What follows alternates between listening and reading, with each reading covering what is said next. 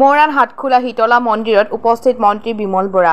মৰাণত অৱস্থিত 60 বছৰ গৰকা শীতলা মন্দিৰত প্ৰতি বছৰৰ দৰে এইবাৰো শীতলা দেৱীক পূজা অৰ্চনা কৰা হয়। উল্লেখ্য যে অসম চৰকাৰৰ কেবিনেট মন্ত্ৰী বিমল বৰাই আজি সেৱা আগবঢ়ায়। 1966 চনৰ পৰাই মৰাণ তথা ইয়াৰ দাঁতিকাষৰীয়া অঞ্চলৰ ভক্তপ্ৰাণ ৰাইজৰ সহযোগত প্ৰাণ পাই উঠা মন্দিৰলৈ সকলো ভক্তপ্ৰাণ ৰাইজক সেৱা গ্ৰহণ কৰিবলৈ আহ্বান জনায় মন্দিৰ পৰিচালনা সমিতিয়ে। 1964 চনৰ পৰা আমাৰ এই আই থানৰ পূজাভাগ কৰি আহিছে। আজি 60 বছৰ সম্পূৰ্ণ হৈছে। সকলো মৰাণবাসী ৰাইজৰ সহযোগত আৰু আমাৰ যি এই অঞ্চলত বাসিন্দা এওঁলোকৰ সহায় সহযোগত আমি ধুনীয়াকৈ এই পূজাভাগ কৰি আহিছোঁ।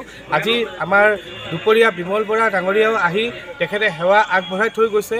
সকলো মৰাণবাসী ৰাইজেও আহি ইয়াত সেৱা আগবঢ়ায় আৰু যিসকল ৰাইজে ইতিমধ্যে জ্ঞাত নহয় এওঁলোককো মই এই আমাৰ নিউজ মাধ্যমেৰে জ্ঞাত কৰি দিছোঁ যে আমাৰ মিৰিহোলাৰ এই হাটখোলাত যি আমাৰ শীতলা মন্দিৰ আই থান আছে তাত আহি সেৱা আগবঢ়াবৰ কাৰণে আৰু এই আই থানটোত বহুত পুৰণি আৰু বহুত ইয়াত মনোকামনা পূৰা হয়।